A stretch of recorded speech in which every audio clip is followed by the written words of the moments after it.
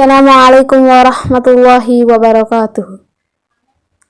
रब्बी इश्रह ली सदरी व यस्सिर ली अमरी वहलुल उक़दतम मिन लिसानी यफ़क़हू क़ौली। मोहतरम सामाईन, अब हम आपके सामने हज़रत हमज़ा और हज़रत उमर रज़ी अल्लाह अन्हुमा के मुसलमान होने का वाक़या बयान करते हैं। एक दफ़ा हमारे रसूलुल्लाह सल्लल्लाहु अलैहि वसल्लम सफ़ा की पहाड़ी पर बैठे थे। इतने में अबू जहल भी वहाँ आ गया। उसने आपको गालियाँ दी मगर आप खामोश रहे। फिर आपके सर पर पत्थर दे मारा जिसकी वजह से खून बहने लगा। आपके चचा हज़रत हमज़ा रज़ी अल्लाह अन्हु को खबर हुई तो उन्होंने रिश्तेदारी की जोश में अबू जहल के सर पर इस ज़ोर से कमान मारी कि वो ज़ख्मी हो गया। फिर हुजूर के पास आकर कहा कि खुश हो जाओ, मैंने तुम्हारा बदला ले लिया है। आपने फरमाया, मैं इन बातों से खुश नहीं होता, मैं तो इस वक्त खुश होऊंगा जब आप मुसलमान हो जाएंगे। फिर क्या था, हज़रत हमज़ा रज़ी अल्लाह अन्हु ये सुनते ही मुसलमान हो गए। उनके 3 दिन बाद हज़रत उमर रज़ी अल्लाह अन्हु भी मुसलमान हुए। उनका किस्सा ये था कि वो एक रोज़ हमारे रसूलुल्लाह सल्लल्लाहु अलैहि वसल्लम को क़त्ल करने के लिए घर से निकले कि रास्ते में उनको मालूम हुआ कि उनके बहन और बहनवई दोनों मुसलमान हो गए हैं। ये सुनकर बहन के घर गए और दोनों को खूब मारा। बहन ने कहा, जिस किताब पर हम ईमान लाए हैं उसको सुन लो, अगर पसंद ना आए तो जो चाहे कर लेना। इस वक्त उनके घर में हमारे रसूलुल्लाह सल्लल्लाहु अलैहि वसल्लम के एक दोस्त भी मौजूद थे जो हज़रत उमर रज़ी अल्लाह अन्हु के आने पर छुप गए थे। उन्होंने सूरह तौबा का एक रुकू पढ़कर सुनाया। उमर रज़ी अल्लाह अन्हु सुन रहे थे और जार जार रोने लगे।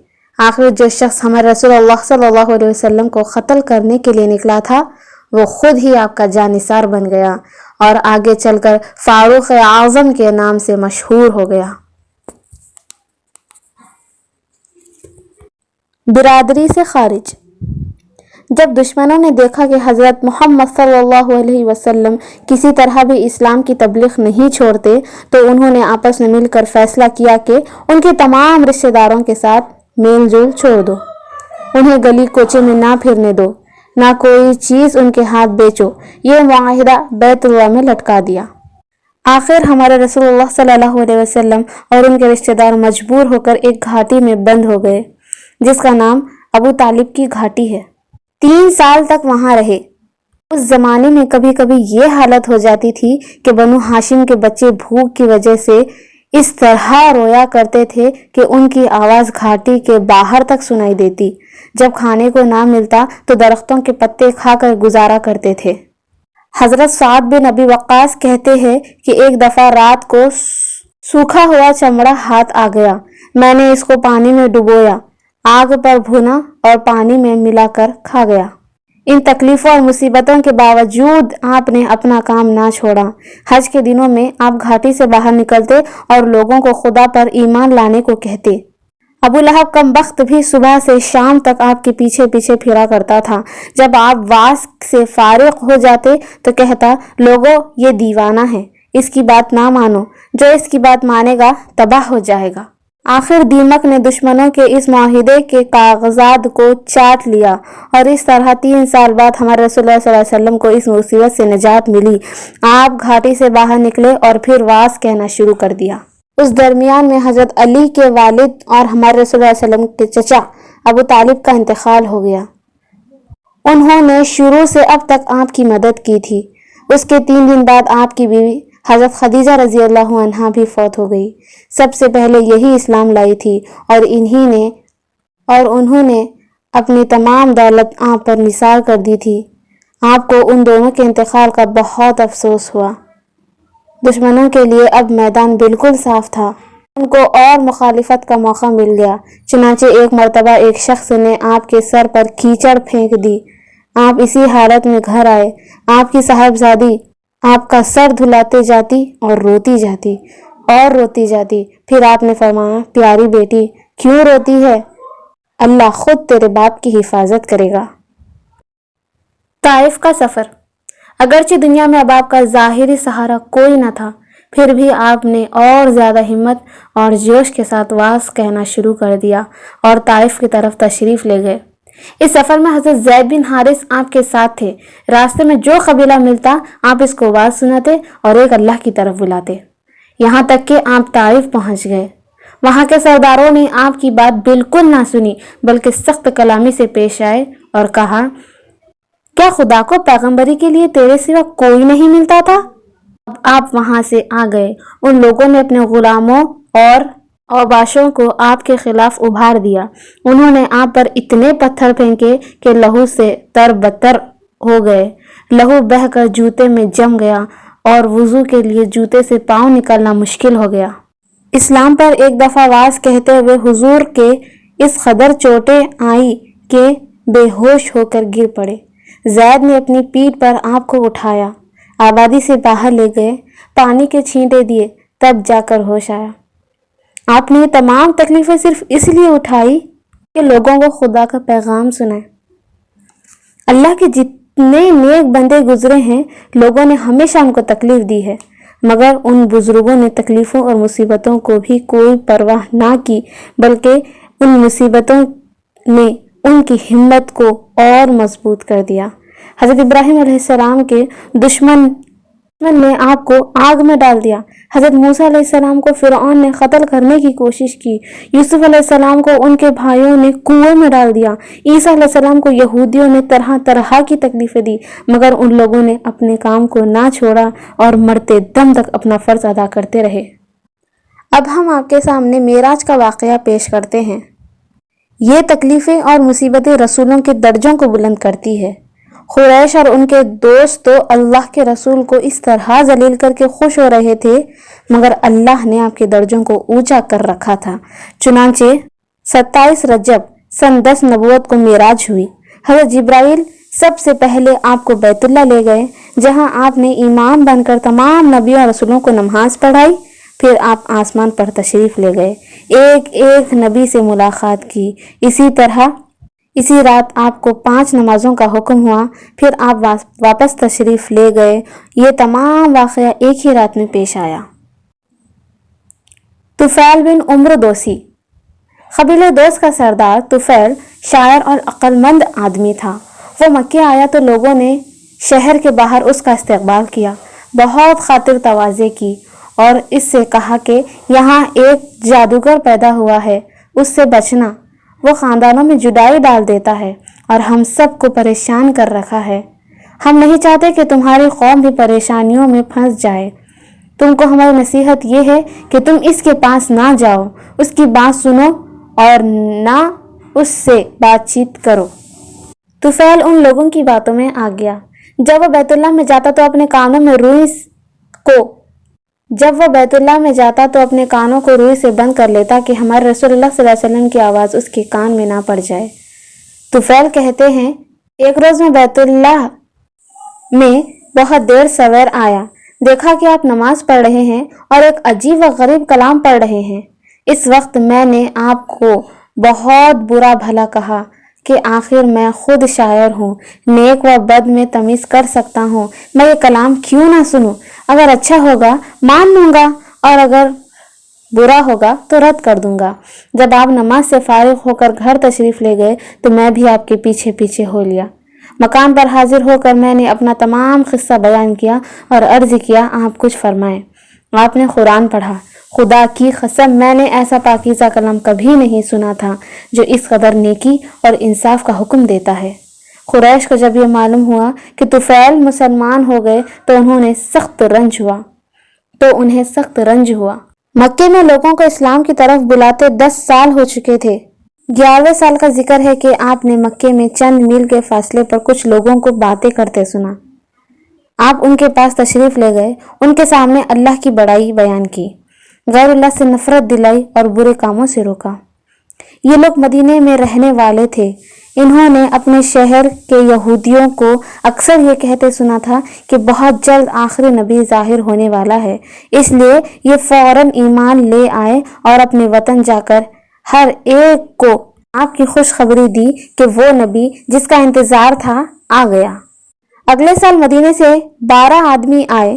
انہوں نے آپ کے مبارک ہاتھوں پر ان باتوں کا عہد کیا، ہم ایک خدا کی عبادت کریں گے اور اس کے ساتھ کسی کو شریک نہ کریں گے، ہم چوری اور برے کام نہ کریں گے، ہم اپنی لڑکیوں کو قتل نہ کریں گے، ہم نہ کسی کی چغلی کھائیں گے، نہ کسی پر تہمت لگائیں گے، ہر اچھی بات میں اپنے رسول کی اطاعت کریں گے۔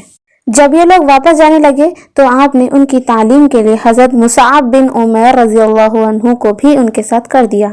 یہ بڑے ہی امیر گھرانے کے لاڈلے بیٹے تھے۔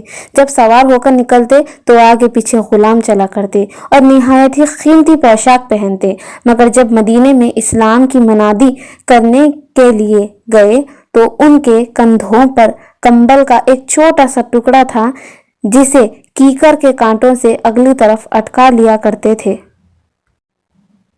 اسلام کا مرکز مدینے میں آ کر حضرت مصعب رضی اللہ عنہ یہاں کے ایک نہایت معزز رئیس حضرت سعد بن زرارہ کے یہاں ٹھہرے۔ انصار کے ایک ایک گھرانے کا روزانہ دورہ کرتے اور لوگوں کو اسلام کی طرف بلاتے۔ آخر اس بزرگ خادم اسلام کی تعلیم کا نتیجہ یہ ہوا کہ انصار کے تمام قبیلوں میں اسلام پھیل گیا اور اگلے سال 72 مردوں اور 4 عورتوں کا قافلہ اس لیے مکے میں حاضر ہوا کہ رسول اللہ صلی اللہ علیہ وسلم کو مدینے آنے کی دعوت دے۔ ہمارے رسول اللہ صلی اللہ علیہ وسلم نے ان کو اللہ کا پیغام سنایا اور پوچھا، کیا تم لوگ اس سچے دین کی منادی میں میری پوری مدد کرو گے؟ اور جب میں وہاں جا کر رہوں تو میری اور میرے ساتھیوں کی اپنے بیوی بچوں کی طرح حفاظت کرو گے؟ ان لوگوں نے پوچھا کہ اس کا ثواب کیا ملے گا؟ آپ نے فرمایا، جنت اور اللہ کی خوشنودی۔ پھر ان لوگوں نے اتنا عرض کیا، حضور یہ بھی فرما دے کہ ہمارا ساتھ تو کبھی نہ چھوڑیں گے۔ آپ نے فرمایا، میرا جینا اور مرنا تمہارے ساتھ ہوگا، تمہارا خون میرا خون ہے، تم میرے ہو میں تمہارا ہوں۔ یہ سنتے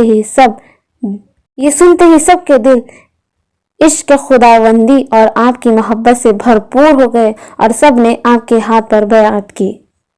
اس واقعے کے بعد آپ جو شخص مسلمان ہو جاتا اس کو مدینے بھیج دیتے، کیونکہ وہاں اسلام کا مرکز قائم ہو چکا تھا اور مسلمانوں کی حفاظت کرنے والی جماعت بن گئی تھی۔ صہیب رومی لیکن مسلمانوں کے لیے مکہ چھوڑنا بھی آسان نہ تھا۔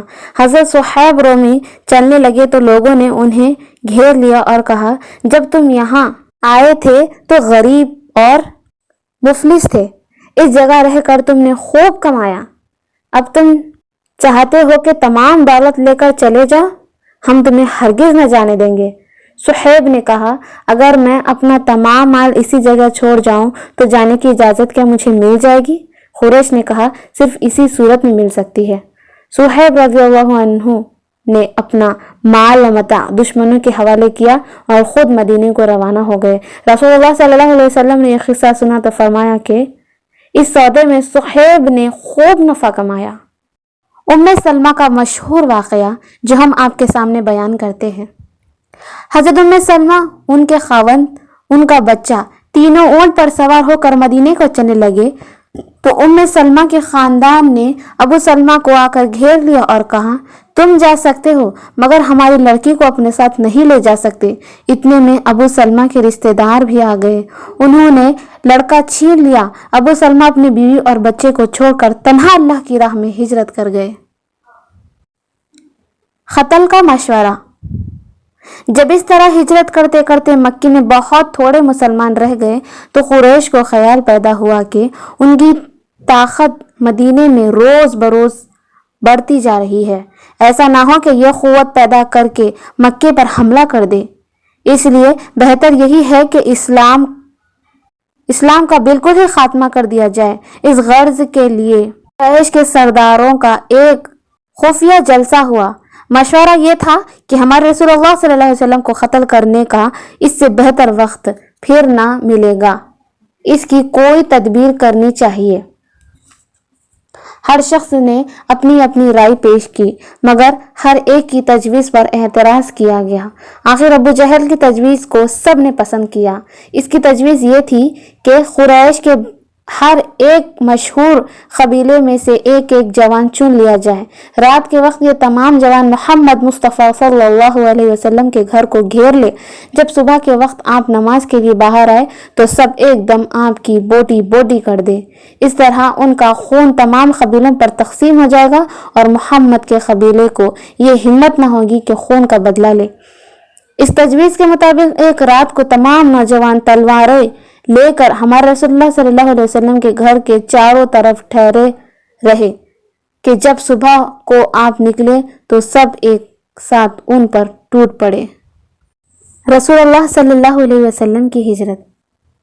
अल्लाह ताला ने अपने रसूल को कुरैश के इस मशवरे की खबर दी और हुक्म दिया कि अब आप मक्के को छोड़कर मदीना चले जाए। जब रात के वक्त आपके घर के चारों तरफ नौजवान आपके खून के प्यासे घूम रहे थे, आपने हजरत अली को अपनी चारपाई पर लेटा दिया और फरमाया, कोई फिक्र ना करो, तुम्हें कुछ नुकसान ना पहुंचेगा। कुरैश आपके सख्त दुश्मन थे, मगर अपनी अमानतें आप ही के पास रखा करते थे, क्योंकि आपको सब के सब सादिक और अमीन कहते थे। आपने हजरत अली को वहां रहने दिया कि आपके बाद वो लोगों की अमानतें अदा कर दे।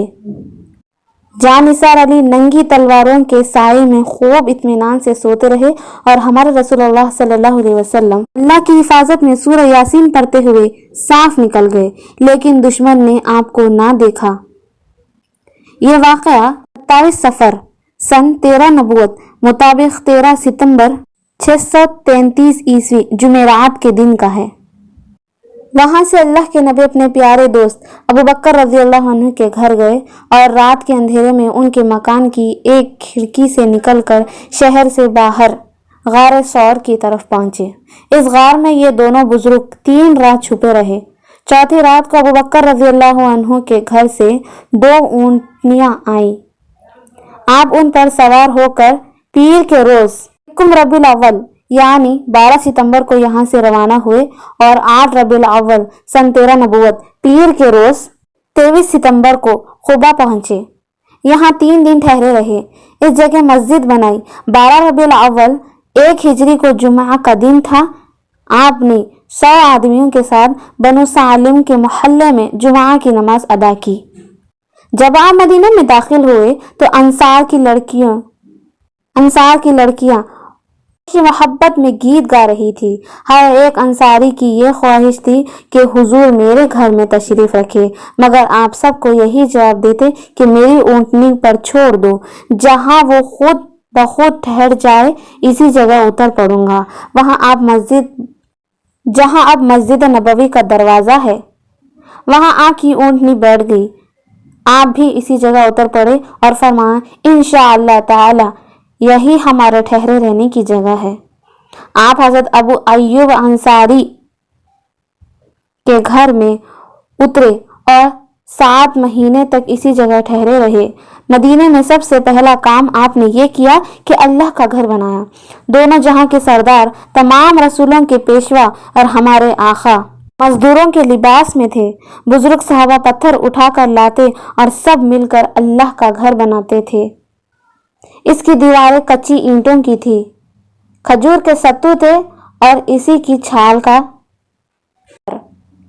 फर्श बिल्कुल कच्चा था, जिसमें बारिश की वजह से कीचड़ हो जाता था। इसके इर्द गिर्द हुजरे बनवाए। जब वो तैयार हो गए तो आप उस मकान से उठ आए और अपनी बीवियों को भी वहां बुलवा लिया।